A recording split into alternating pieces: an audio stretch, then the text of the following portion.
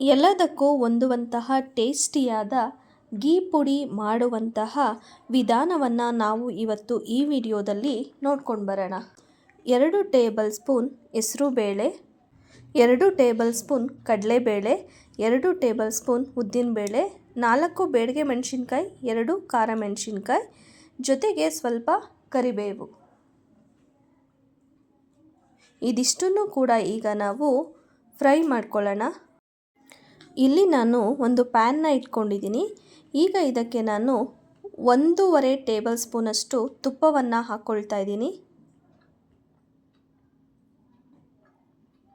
ಈಗ ತುಪ್ಪವನ್ನು ಸ್ವಲ್ಪ ಬಿಸಿ ಆಗೋದಕ್ಕೆ ಬಿಡೋಣ. ಈಗ ಇದಕ್ಕೆ ಕಡಲೆಬೇಳೆ,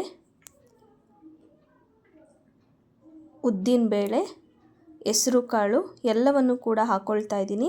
ಈಗ ಇದನ್ನು ಸ್ವಲ್ಪ ನಾವು ಫ್ರೈ ಮಾಡ್ಕೊಳ್ಳೋಣ.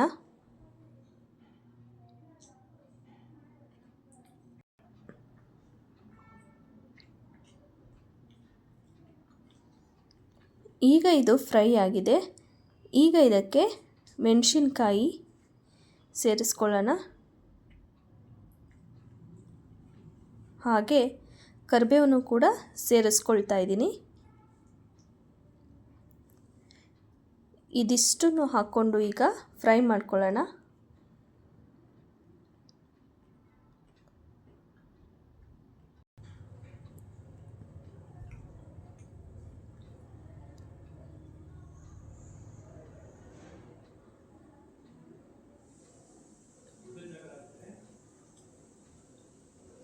ಈಗ ಇದು ಫ್ರೈ ಆಗಿದೆ.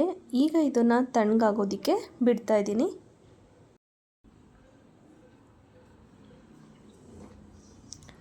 ಈಗ ಇದು ತಣ್ಣಗಾಗಿದೆ, ರುಬ್ಬೋದಕ್ಕೆ ಹಾಕ್ಕೊಳ್ಳೋಣ.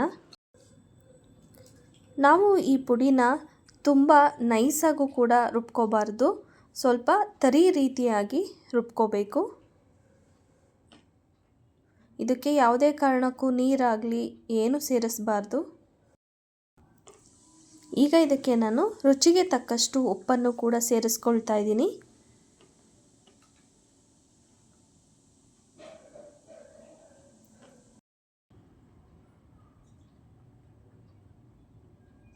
ನೀವು ನೋಡ್ಬೋದು, ಈಗ ನಾನು ಇದನ್ನು ರುಬ್ಕೊಂಡಾಗಿದೆ.